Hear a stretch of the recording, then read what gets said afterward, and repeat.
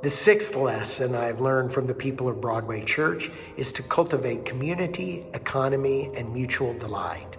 Several years ago, I was reflecting on our sense of discipleship, ministry, and vocation here at Broadway, and I realized that my mind was beginning to coalesce around three ideas which I felt like were at the center of that in our life and practice: community, economy, and mutual delight. First, community. Community is important around Broadway, both inside and outside of our walls.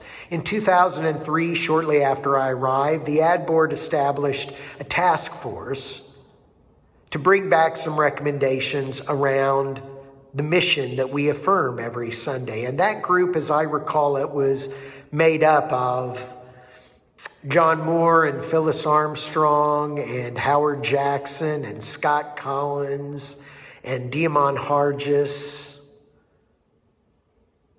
and Amy Smith. When that group reported back to the administrative board, one of the things that was at the center of what they said was, we want to focus on what it means to be neighbor.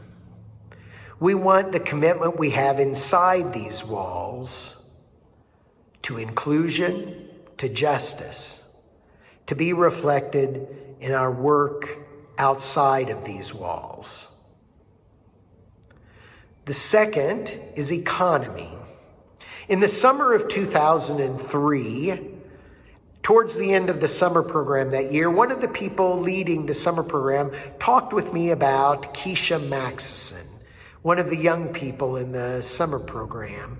And she wanted to point out her exemplary work. So I sat down with Keisha to talk with her. And one of the things Keisha talked with me about when she was talking with me about her neighborhood, was how appreciative she was of those neighbors who grow flowers.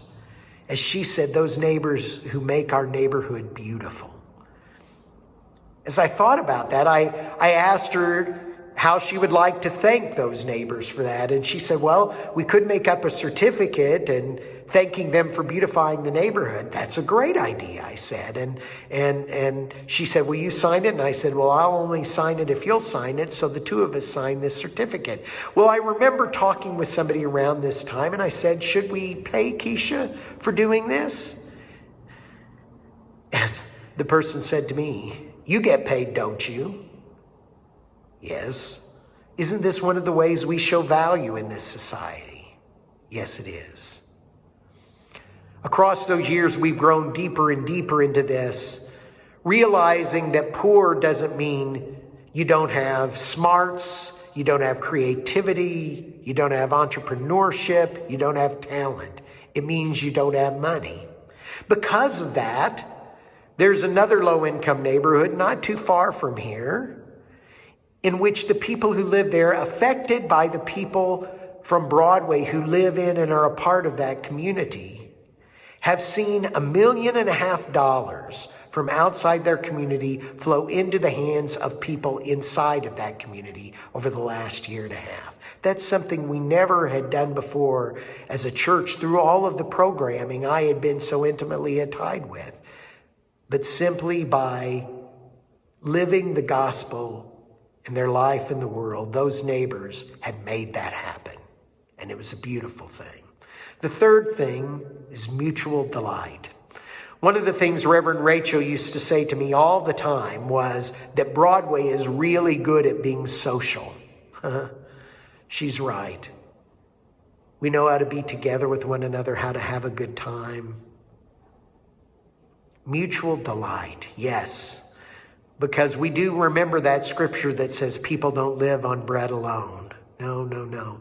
Joy is really important. I remember several years ago, Diamond put together an event in his neighborhood.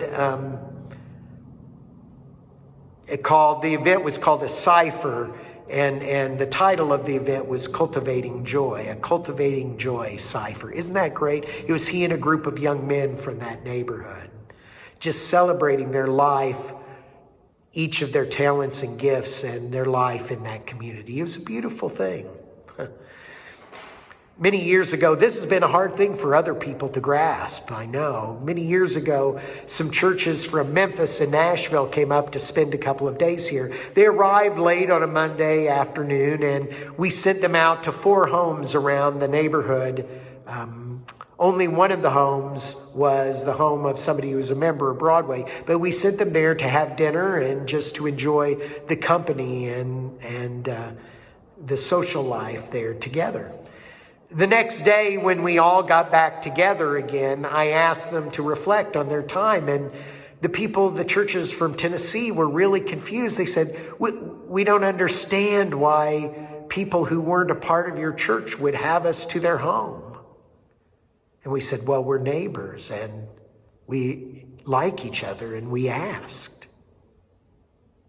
Mutual delight, because people don't live on bread alone. Thank you, Broadway.